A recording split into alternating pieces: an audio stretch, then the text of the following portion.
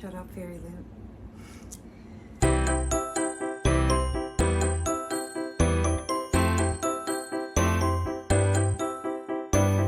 Hello and welcome to my channel. If you're new here, thank you for clicking on the video. Welcome in. We are doing our May reading wrap up. It's crazy to think that we are already in June. I have started my reading in June. Like it's just crazy to me. Now, I will say May was a mix-up. I would say it was probably, one of those phrases where it's like your best but your worst at the same time. So May was like my best reading month but my worst reading month at the same time. So I've read 9 books in the month of May. A little applause for myself. Just because that is the most that I have read this year. I was in a slump from January till, April I read 4 books, which is all right, it's decent. But to read 9 is just amazing. It's honestly it feels good to say that and to have them like sitting next to me as well. Like I'm like, whoa, I did that. So it's just crazy because we did our June TBR, which I am ecstatic about this, like having these here. So this weekend, we are going to the fair tonight. When I'm recording this, we are going to the fair. That's why I'm up like early. I got up early to record this. So Saturday and Sunday pretty much I'm free. I'm gonna do some cleaning and I'm gonna do some reading in between cleaning and listen to some audiobooks. So hoping to get some stuff done, and I'm hoping to have another amazing reading month. We'll hope so. But at the same time, I did not have a 5-star read. I didn't have bad books. I had good books, but I didn't have bad books. I just didn't have any that were like altering my brain chemistry, that I'm still thinking about the characters to this day, where I'm like, whoa, I want more, So that's the upsetting part, but we still had a good time. I still had a good vibe. We still had some decent reads and everything. So I'm yapping. Let's get into it. Let's go over all the books that I read in May, and yeah, I'm excited. I'm so excited. Okay, so I started off the month with just kind of like a palette cleanser from the books that I read in May, or oh my gosh, April. I cannot think. My months are all mixed up. But we started with book 1 in a series of unfortunate events. This was kind of just like a fun, good time, a fast, nice, quick read.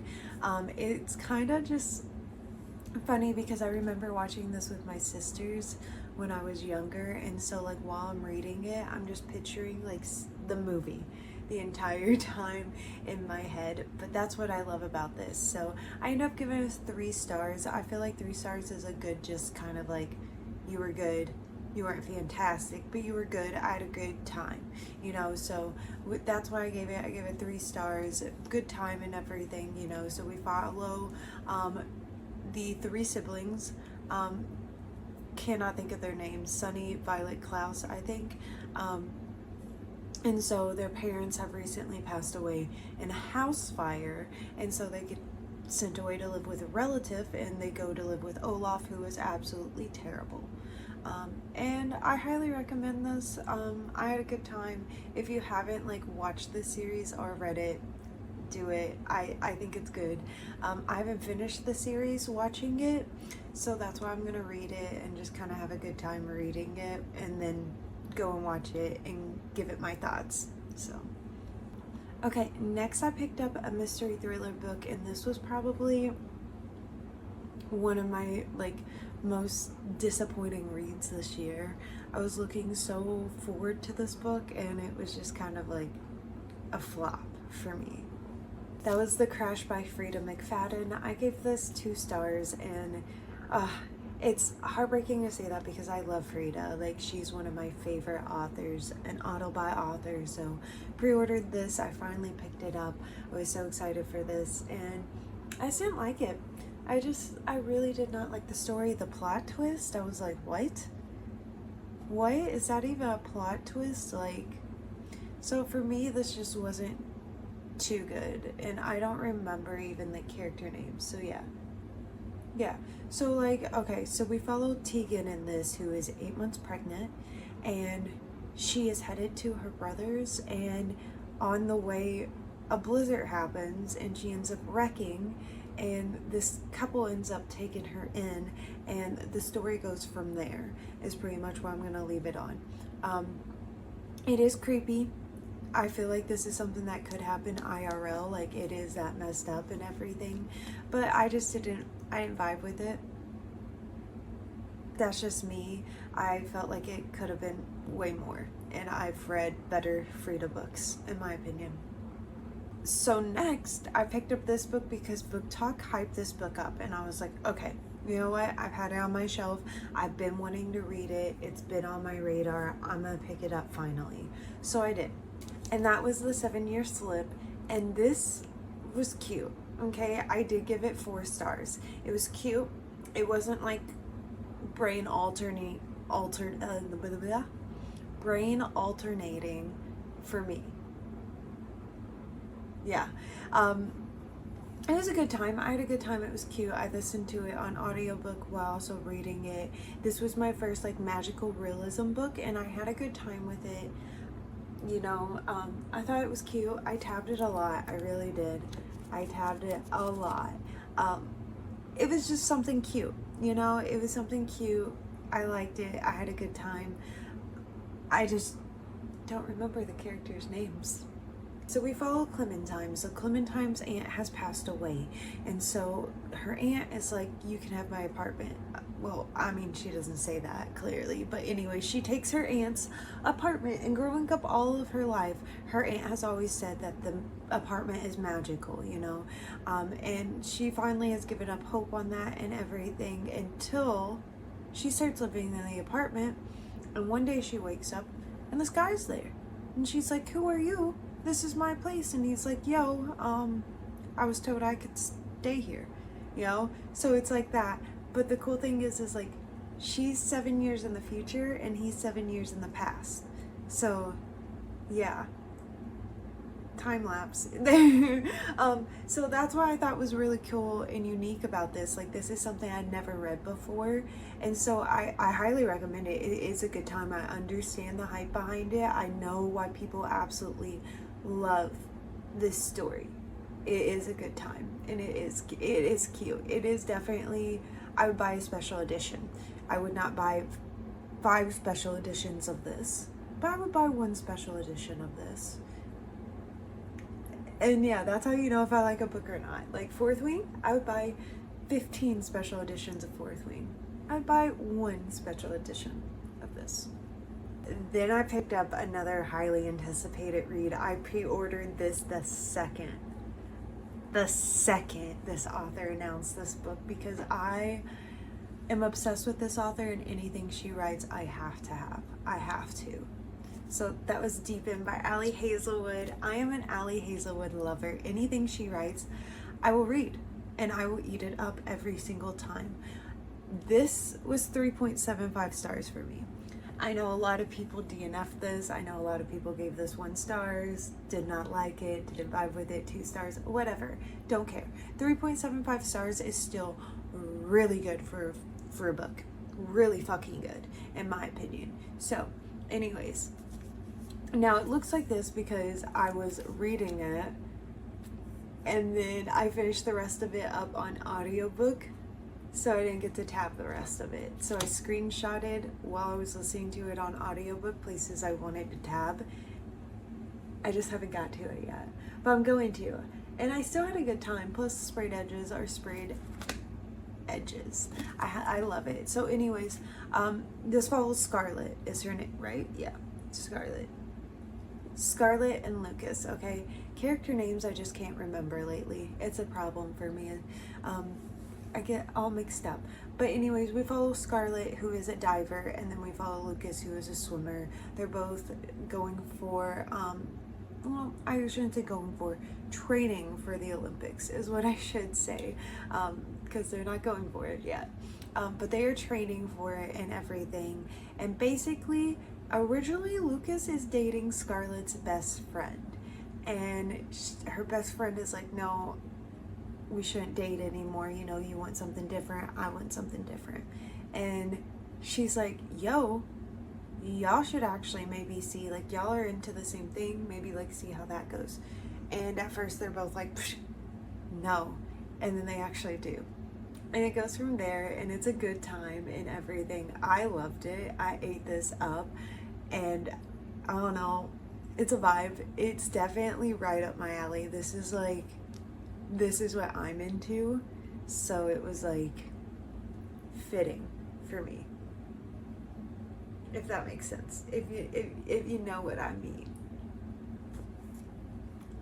So I finally picked up my one and only fantasy book I read last month, and so I actually picked this up because one, I drew it for my TBR, but two, I've not been reading my Fairy Loot books that I get, and I've had my Fairy Loot subscription for over a year now. And so that's 12 books that I've gotten that I just haven't picked up. And I know they're beautiful. The sprayed edges are beautiful on them, but I should be reading them. So we did. We finally did. And I'm a little pissed off. I'm not even gonna lie. Sorry for saying it, but it is how it is, okay? And I'll tell you why. So we read The Dagger and the Flame.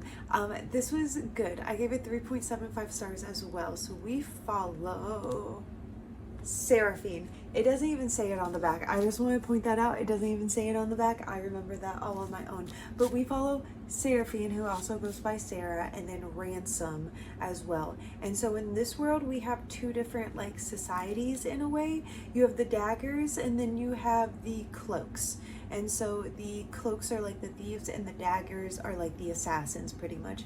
And they know, like, you have your turf, I have my turf. We don't mess with each other's turf, pretty much.